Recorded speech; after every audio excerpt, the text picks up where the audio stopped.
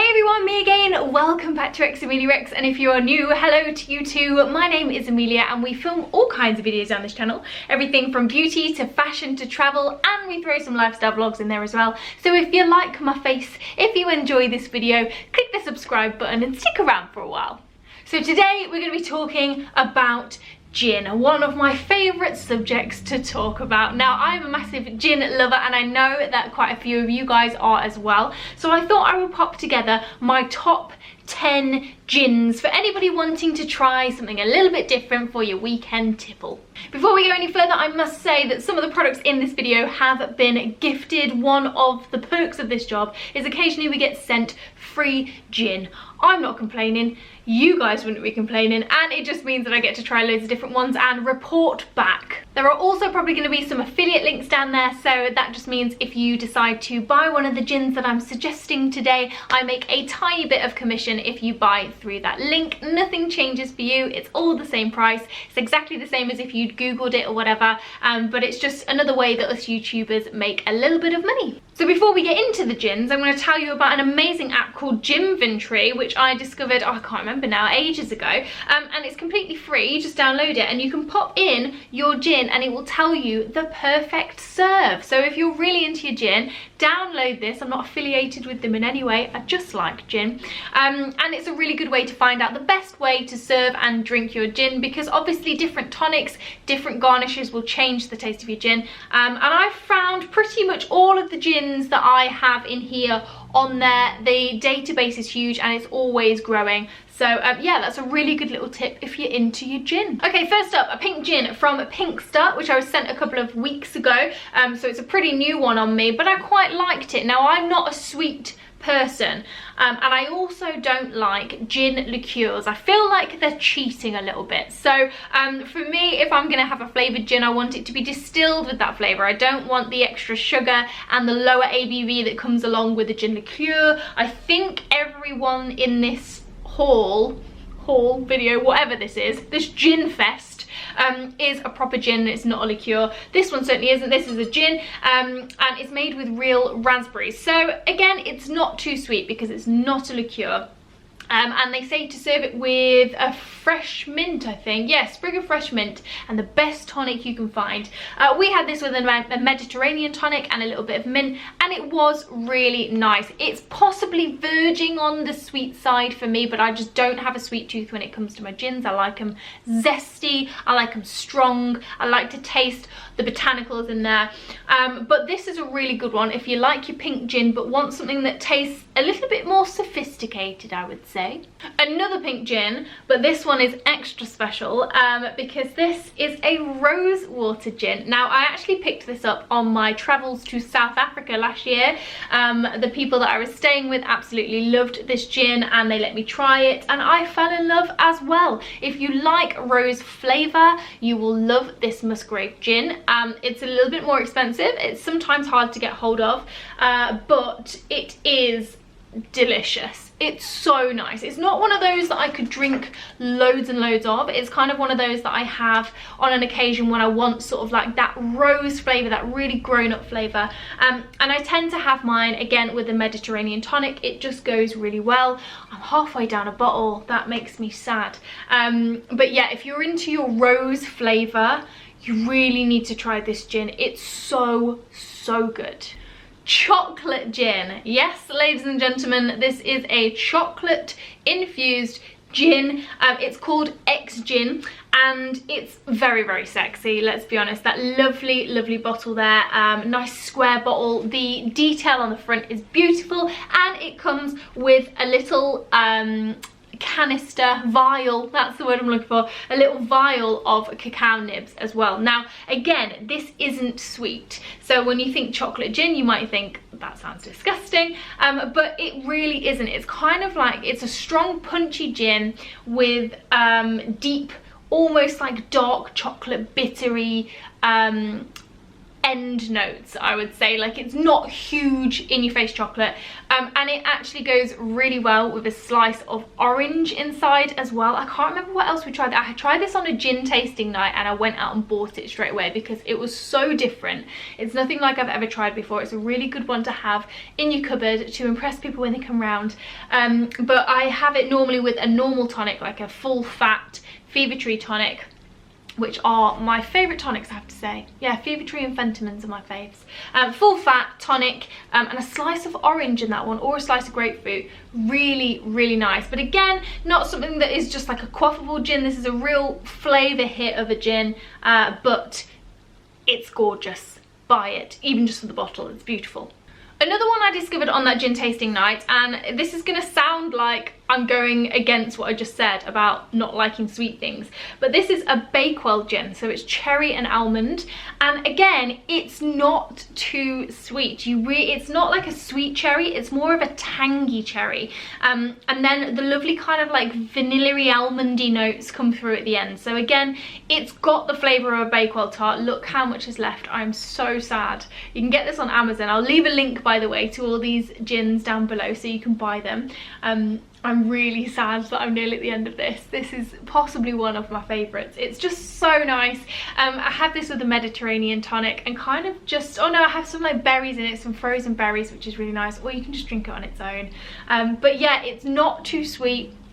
It's not a liqueur, it's a proper gin, and it's just, I can't describe it. It's just so nice. It's tangy, slightly sweet, and again, a really grown-up flavour.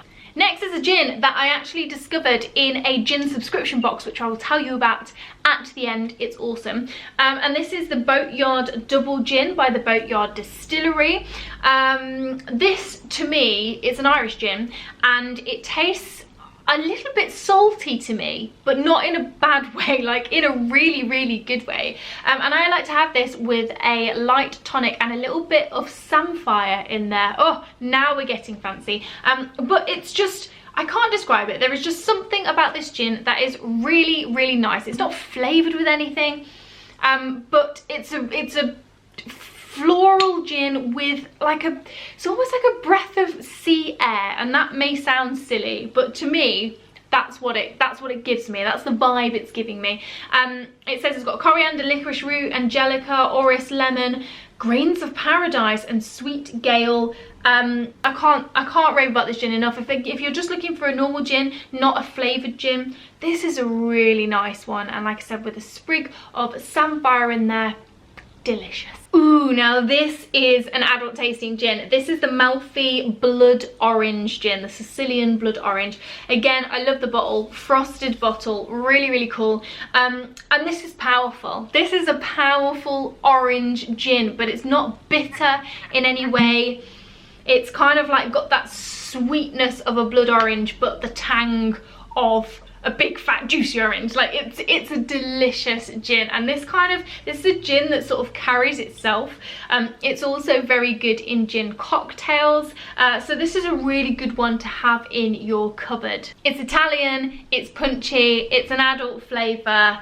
Really, really like this one, and they do a lemon one as well, which I haven't yet tried, but I keep seeing everywhere. I'm meaning to give it a go. But the blood orange one of my faves.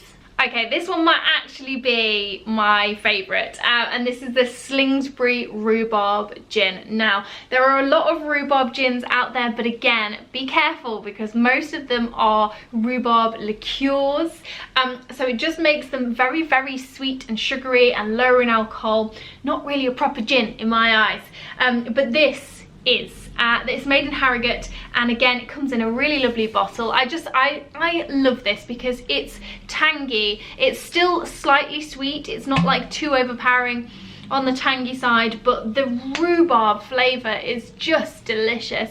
And with a Mediterranean tonic and some frozen berries, this is my fave. I love it. I've rebought this gin maybe 3 times now, and it's still the one I reach for if I just want a one-off gin on a Friday night or whatever. This is the one I always go for, and I also order it when I'm out as well because you can tend to see this one around a lot. There's a Warner Edwards one which is okay, but if you get the choice, go for Slingsbury. Fox Denton, this is a gin that I've only recently discovered. Chris and I went to a food festival last month, I think, and we went around trying lots of different gins. There was loads of artisan gins there. This one really stood out to me as a super punchy, really flavorful floral gin. That's also incredibly versatile, like it will go with a lot of stuff. This one's a great one to have in your cupboard, just to pick out and use with a lot of things. It's a London dry gin, and it says it's got the unique Fox Denton blend of juniper, coriander, lemon, lime, angelica, savoury and orris root. It's amazing, really like it, and you can get this online. They do a lot of gin liqueurs as well. Again, not my bag because they're a little bit too sweet, but they did put one in my glass of Prosecco. They put a shot in my glass of Prosecco. I can't remember what it was, elderflower I think, and that was really nice. So if you know, the liqueurs are pretty good for chucking in a Prosecco and making like a gin cocktail, but this is just such a good versatile gin to have in your cupboard, and it's really punchy as well. I love it. The Bow passion fruit gin, I nearly forgot about this one. Okay, this is another one that I discovered in my gin subscription box, and it is so nice. It may look like a bottle of wee, but it's delicious. Again, it's not too sweet. It's really got that tangy passion fruit flavour, but it has got so much flavour. I genuinely had to look twice to make sure it wasn't a liqueur because it's jam-packed. I don't know how they get that much flavour into it. Yeah, it's like 41.5%. It's so good, and again, it's another really good one if you're going to be making gin cocktails, but just on its own with tonic, it's delicious. I reach for it all the time. Love it. Love this. And last but not least is the newest in my collection, and that is another one from Slingsbury. It's their gooseberry gin, which is just right up my street really, because it's nice and it's sour, but it's not like unpleasantly sour, if that makes sense. Still got quite a bit of sweetness from it, because gooseberries can be a little bit hit and miss, can't they? Same as rhubarb really. Sometimes they can be just a bit too sour, but this has got the sweetness, but it's also got the tang. It's delicious. I have only tried this neat actually, because it literally dropped through my door the other day and it's just swooped in to the top 10 haul because it's amazing.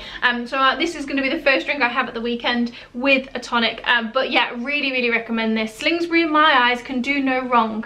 I love them. So there you go guys, they are my top 10 gins in no particular order, but I absolutely love a gin and tonic. I really enjoy gin, and I love the fact that gin is having a real revival in this country. If you fancy trying out some new different gins, there is a subscription box from ilovegin.com that you can sign up to, and every single month they send you a double gin and also 2 tonics, and an instruction booklet that tells you how to serve it, tells you about the gins. They're all from like artisan gin makers, and all the tonics are different as well, so you get to try out different tonic brands.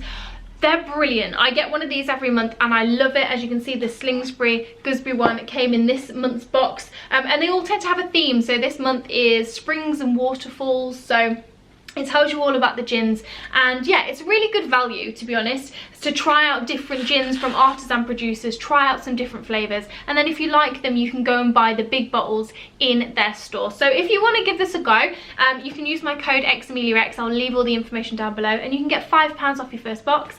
If you're into your gin, it's a really good little treat to have every month when it drops through the door. I always look forward to it when it comes through mine. So there we go. I'm not sure how long this video is. I'm sorry if I've waffled. It's really hard to try and explain these things when you can't taste them, but hopefully this has given you a bit of inspiration for your next gin and tonic. If it has, leave me a comment down below. Let me know some of your favourite gins, any that you think I might like, and of course if you're new, click that subscribe button and the little bell next to it for lots more videos coming your way.